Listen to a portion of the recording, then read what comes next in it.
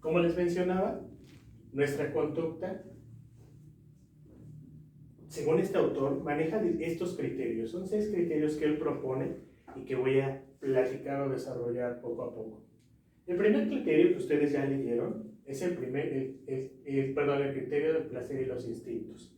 ¿A qué se refiere esto? Y aquí pongo 2 ejemplos. Un pollito que está comiendo y un chico que está quizá esperando disfrutar de sus alimentos. Cuando hablamos del placer y los instintos, hablamos de una conducta que en su momento nos han dicho que un instinto es algo innato, que es algo con lo que nacemos y que nos permite la supervivencia. Nosotros, como pertenecemos al reino animal, podemos darnos cuenta que, por ejemplo, un ave se alimenta porque simplemente tiene una necesidad que cubrir. Tiene hambre, busca qué comer. Un grano, una hoja, un gusano, por ejemplo.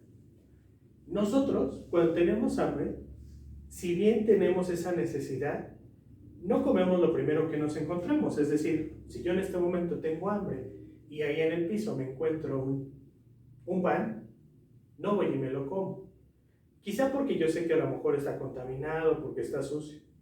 Tampoco voy a ir a buscar o hurgar en el bote de la basura que comer. Bueno, hay gente que por necesidad lo hace, pero no lo hace porque así se lo diga su naturaleza. ¿Qué hacemos los seres humanos?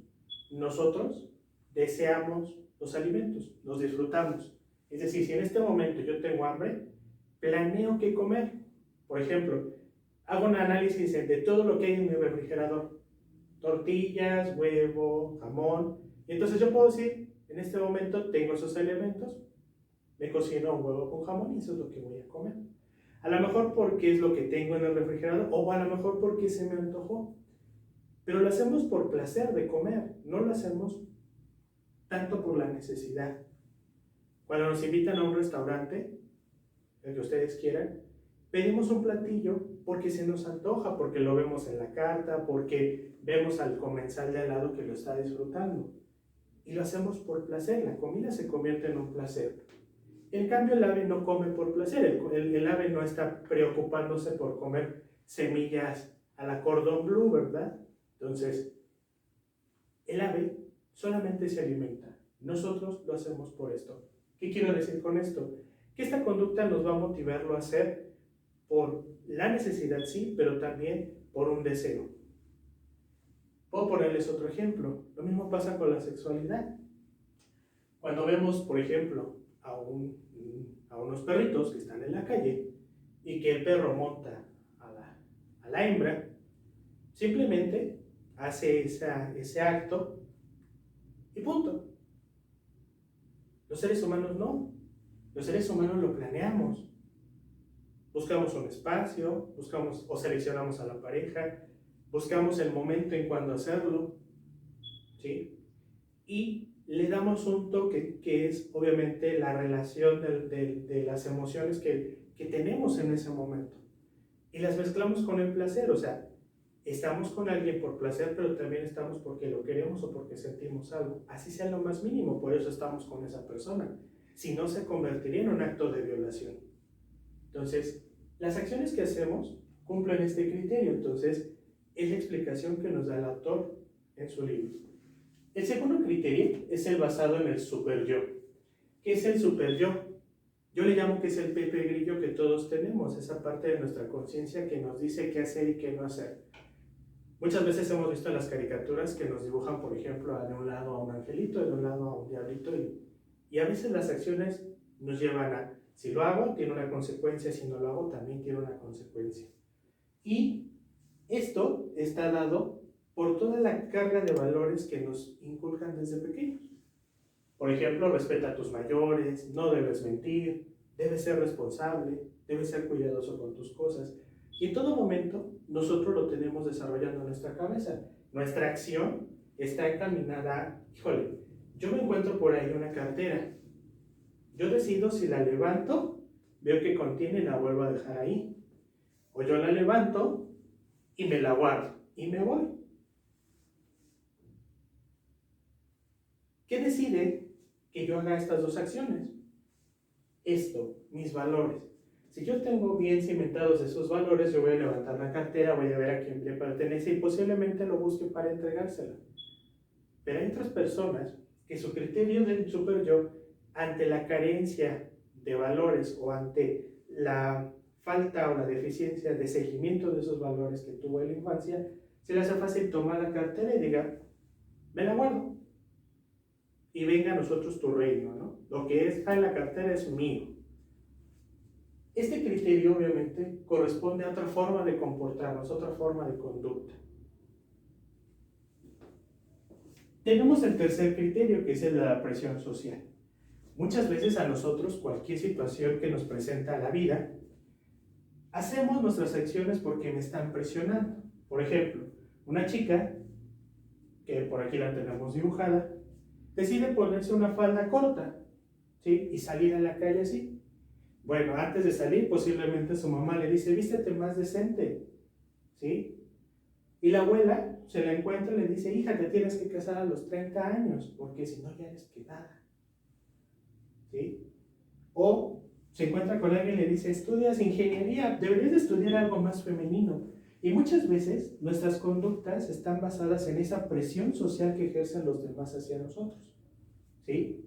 Por ejemplo, el hecho de que si alguien, por ejemplo, en un salón de clases, te pide hacer algo y te está presionando, amenazando o te está hostigando para hacerlo, lo terminas haciendo.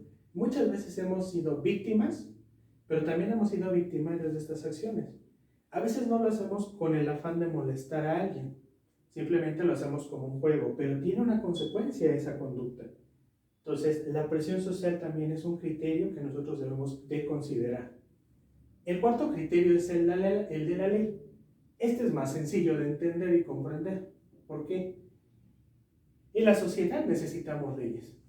Ustedes saben que hay códigos civiles, códigos penales, códigos de tránsito, etcétera, etcétera, etcétera. Te dicen qué hacer y qué no hacer. Estas son más fáciles de seguir.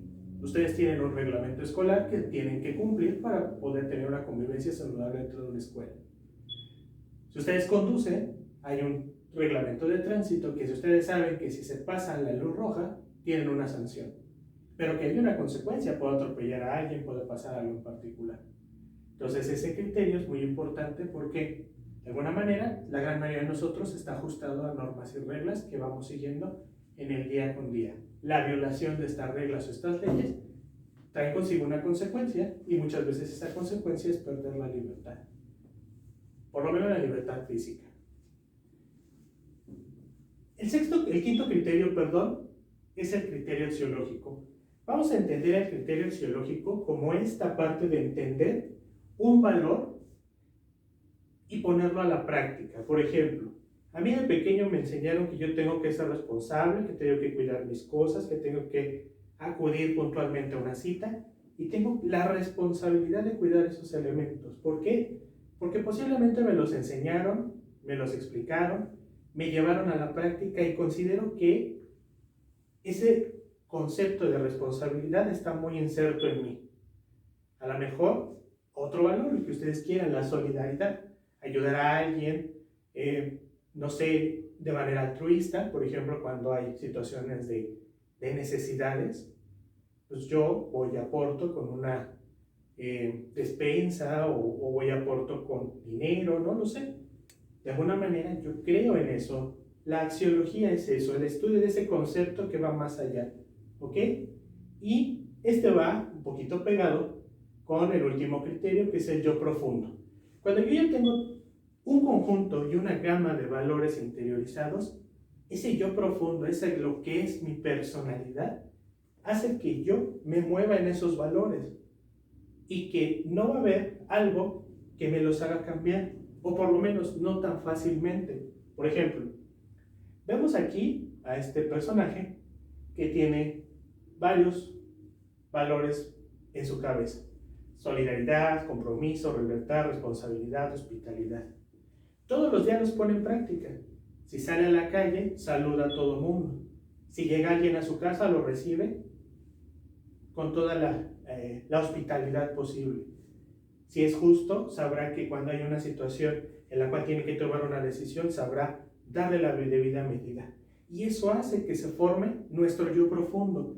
eso que yo creo, que yo siento y que además lo pongo en práctica. Pero no solamente es ponerlo en práctica, sino que también lo voy a transmitir a los demás. Este criterio de yo profundo no se va a desarrollar en las primeras etapas de la infancia ni la adolescencia, lo vamos a desarrollar más en la etapa adulta, porque ya está conformada nuestro criterio. Si por ahí recuerdan un poco la teoría de Kohlberg, que alguna vez la llegamos a mencionar, Kohlberg nos decía que nosotros tenemos que cumplir esa parte moral y la vamos desarrollando conforme vamos madurando también en nuestra parte biológica. Entonces, es muy importante esta parte del yo profundo porque nos permite entender los valores ya en una profundidad, en la práctica y también en la transmisión. Estos criterios no son los únicos, pero son los que el autor pone como los más importantes y los más representativos para entender nuestras conductas, y obviamente esto va a ser el sustento precisamente para entender los demás conceptos que vamos a ir desarrollando a lo largo del tiempo. En la próxima sesión que vamos a tener, que va a ser ya la parte de tener una pequeña sesión de videoconferencia, vamos a tratar nuevamente estos temas, tratando de buscar una parte de discusión. Los invito a seguir discutiendo en el foro todo esto que vamos mencionando, que son los conceptos de la ética, de la moral y estos criterios, que fue el primer ejercicio. Y vamos a dar inicio a entender la diferencia entre ética y moral, y vamos a hablar más de los valores, para que en una segunda entrega, en un segundo video y también en un segundo videoconferencia, podamos seguir ampliando toda esta información. Vamos de la mano, tranquilos, vamos bien. Me agrada mucho las interacciones que han tenido en estos días en el foro, son aportaciones muy interesantes. Eso implica que creo que la libertad de estar en una computadora y poderse expresar sin el temor que los demás estén juzgando, criticando mi aportación, ha hecho que sean más enriquecedoras. En verdad, aprovechemos esta herramienta, nos va a ayudar mucho. Nos vemos muy pronto nuevamente y seguimos trabajando.